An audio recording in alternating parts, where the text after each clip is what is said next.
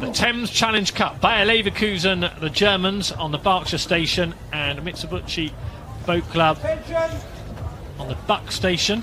Watch the power of these eights off the pontoon. Lots of splash, lots of waves being created. And classically, the Japanese have gone off an absolute rate of knots. Really, really high rating, quite short, quite punchy. It's probably the best way best chance they have to compete at the beginning of this race.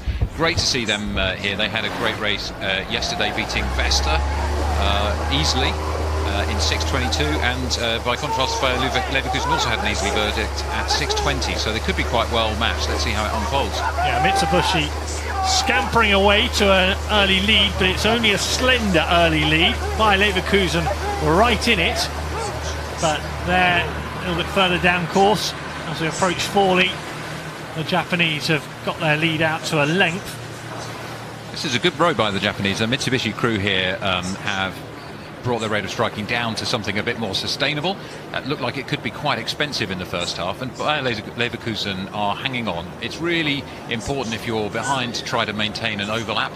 The guys in the bow and two seat of the Bayer Leverkusen crew will be able to see out of the corner of the eye the Mitsubishi crew, and they can tell that they're actually starting to move on them, so they'll be yelling to their crewmates, right, we can get this, come on, let's move through. The critical point of the race, you can see they're closing with every stroke, and they'll be pushing for an inch or two every stroke. Can they close the gap? Can they get the overlap to increase? The more oarsmen in the blue boat here that can see the overlap, the more confidence, the more power they'll put down. Yeah, the Germans putting on a surge to get to within half a length of the Japanese boat. Have Mitsubishi got anything in reply? Launch their own surge perhaps, but a good race so far from the Japanese boat. This is a very international event, of course, the Thames Challenge Cup. Molesey, actually a domestic boat, beating NSR Oslo of Norway by 2 and a bit lengths in the final last year. Let's watch what's happening here, because the Germans are coming back. I have to say I was surprised to see the Japanese out so far in front for so long in this race. The Germans are quite fancied in this event. They're really trying to win it this year, and it looks like they continue to move a couple of inches a stroke through, and that is hard to take if you're the crew that's been in the lead halfway through the course. Expensive hard start, and you can see somebody coming back and coming back and coming back. It's starting to really show on the faces of the Japanese. Yeah, they've front-loaded their race a little bit here, the Japanese, haven't they? They've given arguably too much too soon. No, time will tell whether that's the case or not. Yeah, I think with the form of the Germans, it's probably the right thing for the Japanese to do. Really try and unsettle them. They almost broke into a clear water lead, not quite establishing that, and then the Germans have come back. So it's going to be tight to see. Have the Germans got what it takes? Will they be able to crank it up towards the finish? Looks to me as though they have a bit more in the tank. And if we look at the blades of the Japanese, we just start to see them tiring a little bit. A couple of blades waving around a little bit as people start to not to be able to row quite at their best, and some very tired guys in the middle of that boat. And here come the Germans. Yeah, for the first time in this race, Bayer Leverkusen have edged ahead. They look a little bit longer and looser at this stage of the race.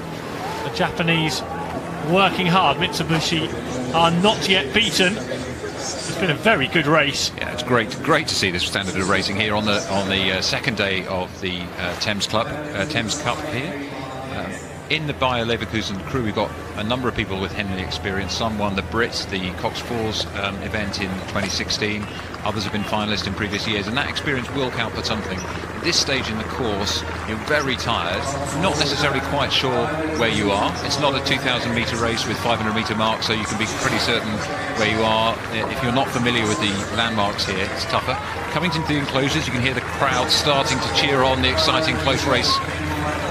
But it's the boat on the Berkshire station, Bayer Leverkusen, who stretch ahead. The Japanese dug deep. They managed to force an early lead. They're still going at it with a couple of strokes remaining, but the Germans will have enough in this Thames Challenge Cup.